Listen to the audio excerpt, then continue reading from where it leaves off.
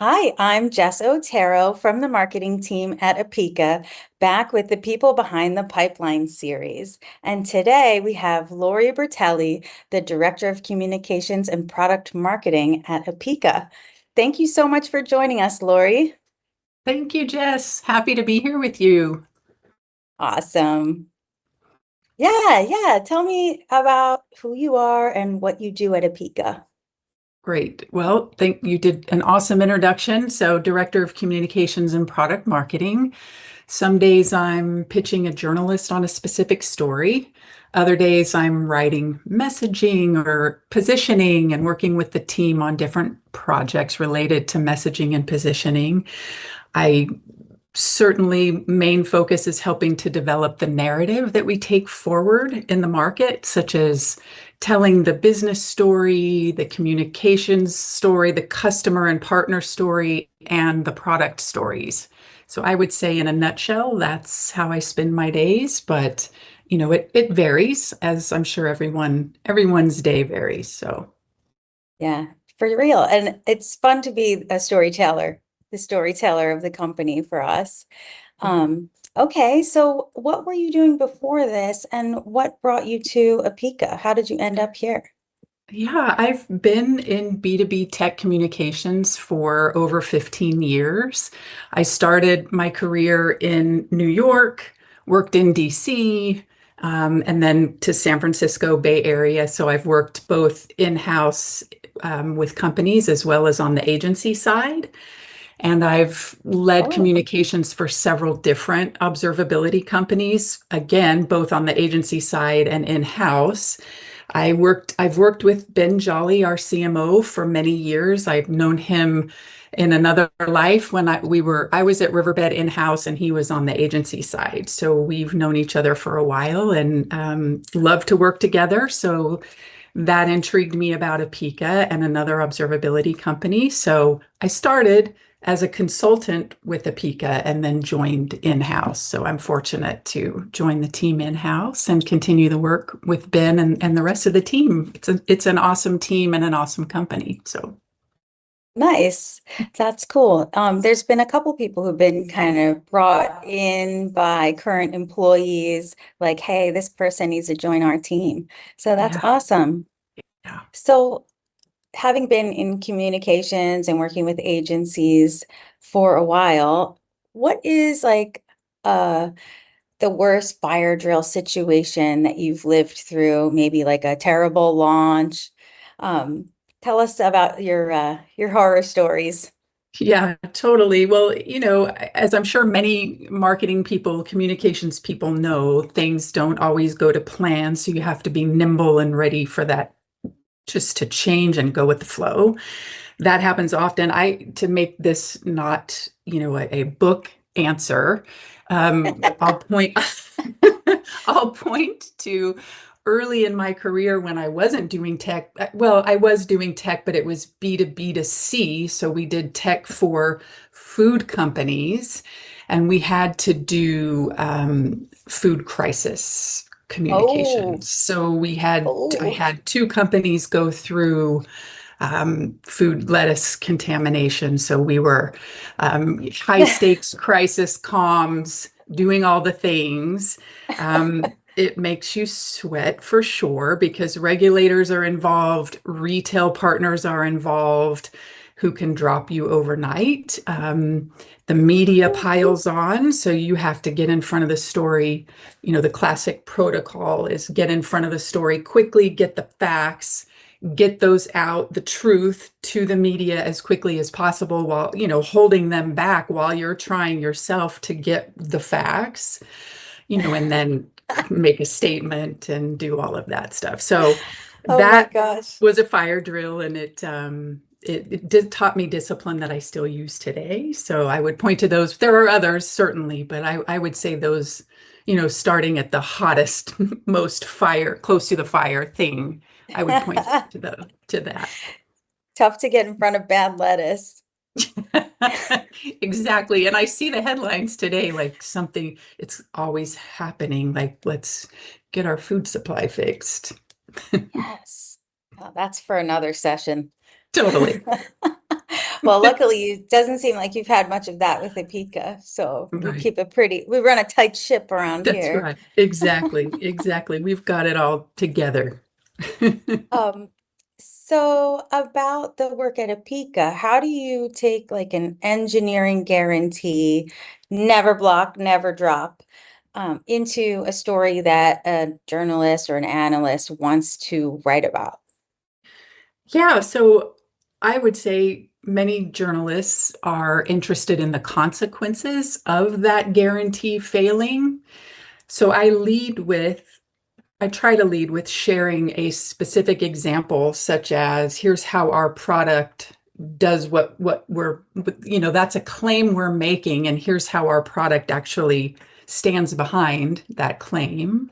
So I try to give reporters examples of how our product helps, how our product does that, how customers have implemented that, what they've actually found, to back up that claim, and then sharing the use cases. So I would say we do share feature descriptions and product descriptions, but in addition to that, we try to share the real life scenarios behind that that led us to want to use that tagline and why that tagline is important.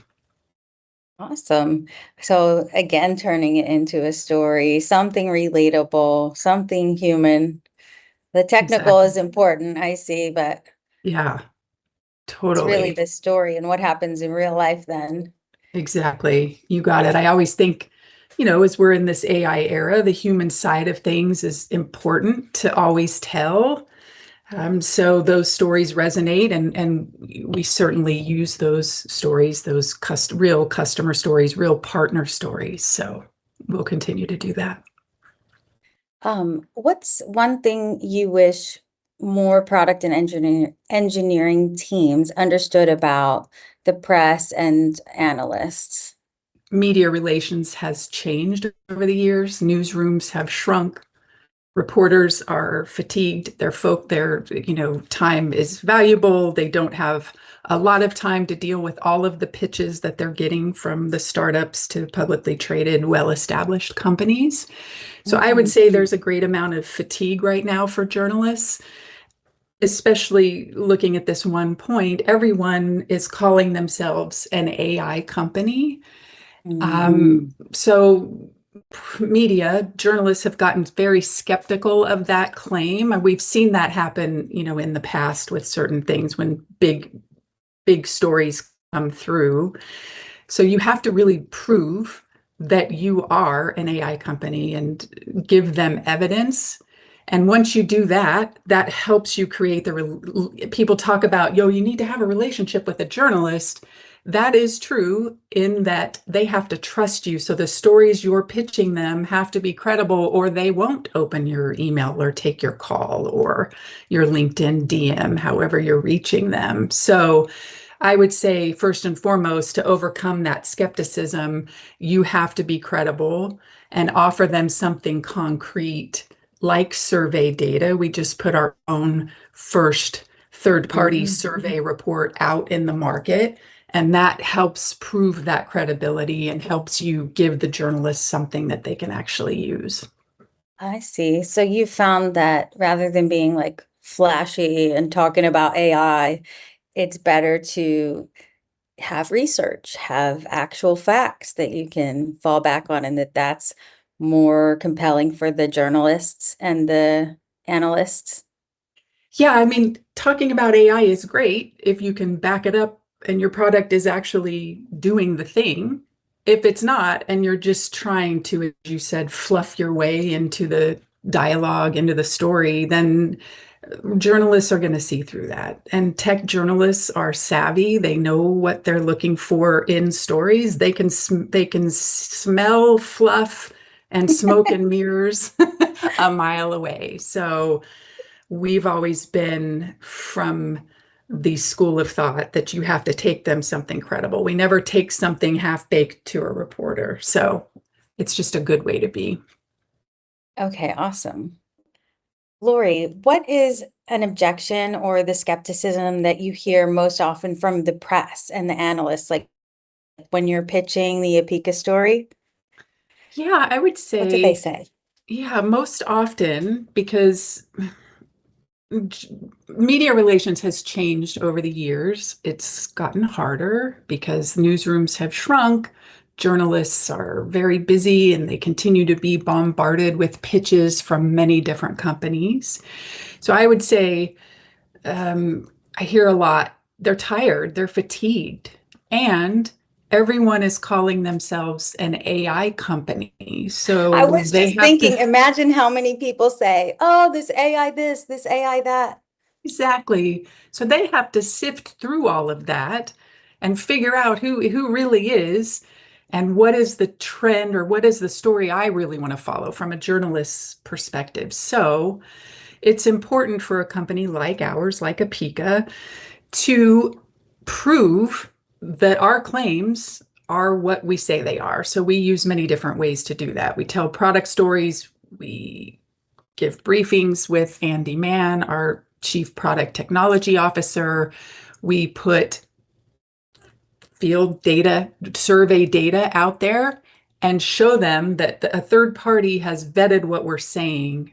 So that way you do gain trust. And it is true that over the years, certain comms people do gain the trust of certain tech reporters because they've worked with you for a while and they know you're not going to bring them a pitch that is fluff or smoke and mirrors. So I would say to overcome that skepticism, you have to be credible and you have to offer them something that's concrete, like that survey data. Let them talk to customers when it's appropriate. Show them use cases and really prove that the claims you're making are founded. And I would say that's a way to get over that skepticism. Totally. And they know the fluff. If you try to BS your way through, they can see you coming. Right away. The pitch doesn't even get over. The pitch is like, who and what is this? So, yeah.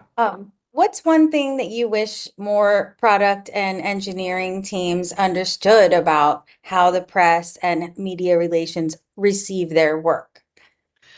Well, one thing that I would say Apica is really good at many things, but one thing's from where I sit and what I do daily. We get in early, bringing comms in before a feature is finished, not after. So I've been on teams with other organizations where that's been a bit of a struggle because it's been an afterthought. That they'll say, well, you can just wrap the narrative around what we give you. That Mm. can be done, but it's more difficult when it's applied at the end instead of being part of the process throughout, because where we sit on the marketing on the comm side, we're seeing what the trends are. We're seeing what our competitors are saying. We're seeing what's out there in the market, what analysts are covering, what reporters are covering. So we have a certain perspective that's important to be at the table. So that is one great thing about Apica, and I would say it's difficult when that doesn't happen. Again, it can be done, but it just makes our job harder. So it's one thing I'm love about Apica. Do you find that when you bring them in kind of early while you're still building that thing that you're trying to promote, do they give feedback to the team about like what the market wants or anything like that? Does it ever become actually a two-way street? It is, in fact, yes, you said it brilliantly. It is that makes it a two-way street. So they're hearing our perspective of, what part of my job daily, and I don't think I said this before, is looking at the headlines, reading, and AI helps us do that automated now, which makes our lives way easier. We used to do this all manually. But now daily, I get a brief report on what's being said about observability or telemetry pipelines or a competitor. So I have all of that in my head. Plus, having worked with observability companies for many years, you have that narrative as well. So it's a perspective you can bring to the table to help shape what we're saying. Again, all related to Andy Mann's, the CPTO's product pipeline. So we stick with our reality. Where are we with the product? And then we're talking about, timing in taking that forward and telling that story publicly. So working together is absolutely key. It's not the marketing team in a silo creating that story. It's all of us, all departments coming together and saying, this is where we're at. This is what the product is doing. This is what the story is. So that's important. Nice. So switching topics a little bit, I want to talk about open telemetry. And is the open telemetry narrative just hype? Has it kind of run its course? How important is that right now? Yeah, so OTEL graduated Cloud Native Computing Foundation, highest maturity tier this past May. So now they sit in the same tier as Kubernetes, which is an incredible achievement. OTEL isn't one company's agenda. It has broad adoption. It gives organizations flexibility and frees them from vendor lock-in, which is a key message point for Apica. So we believe in that message and that action wholeheartedly. OTEL, they've solved a very hard technical issue. And in fact, Apica Flow, our telemetry pipeline, is OTEL native. So it's an inspiring story, and it's worth looking at, reading the history of OTEL, reading the history of Kubernetes. That's really cool out of the CNCF. So again, it's a story arc that's inspiring. It's great. As the communications person, do you feel like having that hotel to lean on gives you a competitive edge? I would say it is a piece of our story that, yes, probably does because we've bought in and believed in it for a while. So it's something that we can use in our story. And it's something that is being written about more and more. So we certainly feel great that we were part of it early on and continue to be supportive and a part of it. Cool. So you talked a little bit about things you have to do in your job, in your day to day. You have to stay on top of the news articles. But tell me a little bit more about your actual day in your job at Apica. Yeah, so in addition to, yeah, I think I jumped ahead and started talking about the day, but the day does start with a brief from AI automated, let me see a snapshot of what the news looks like. And then, it goes from framing campaign architecture, looking at the big picture. What do we have to work with for the second half of 2026, for example? Creating content, thinking of working with the team. So it's not just me, but looking at everything that we should be writing about and understanding anything new that the sales team or anyone speaking to customers has learned. And then, of course, a lot of my day is talking to journalists, or at least making sure I'm staying top of mind for them. So if they've written something that I read, I'll send, people journalists I'm close to, a note and say, hey, I saw this. This is great. We're working on this. It may not be a hard pitch right then, but I'm making sure I'm staying in touch with journalists regularly. And then also looking at researching trends that those journalists are writing about and seeing how that could relate to our messaging and what we could do as far as telling that kind of story or being part of that trend story. So a lot of that every day. But then it changes too, like if you don't have a script, right? So something may come up that's a surprise and our team is nimble and we jump on that and it's great. That's kind of fun. It keeps it fresh. Yeah, Got to stay in the exactly. loop with everybody. Exactly. So outside of work, what's something that you is a part of your life or that you like to do that makes you better at your job at Yeah, Apica? that's good question. I love writing, so I do try to write creatively instead of, something totally different from the writing that we all do at Apica. So fantasy novels, I have never published, but that's a goal of mine. So right now I just use it as an outlet, something fun and creative. I'm also a NCAA college basketball fan, Rock Chalk Jayhawk, go KU. So Nice. right now in a lull because it's not that season, but chomping at the bit for basketball season to come back. So Nice. Awesome. Um, so before we wrap up, if someone was watching this and trying to get their company's technical story picked up by the press the way you do all the time, what's one thing they should do or could do this week to get started? great question. I would say stop pitching or thinking that you have to pitch the features and develop a creative angle that relates to the journalist that you want to pitch. So starting with, in-depth research on that person. Otherwise, the fluff we were talking about before, they'll see right through it. So really figure out and sit and think about a good way to start that communication with that reporter and tell your company story. Again, not just the products, features, all of that, but a way that maybe it's a person within the company that has a story that relates that you could pitch. So finding those unique ways to interact with the reporters and tell a unique story. Again, establishing the rapport is really important. So getting them to trust you, it's bringing things to them that are credible, that they can actually add to their story. They're getting, as I said before, they're getting pitched continuously through the day. So you have to bring them something solid. Yeah, And because then, that makes them look yeah, good too if they have something really interesting to bring to the table. exactly. Exactly. So it takes time.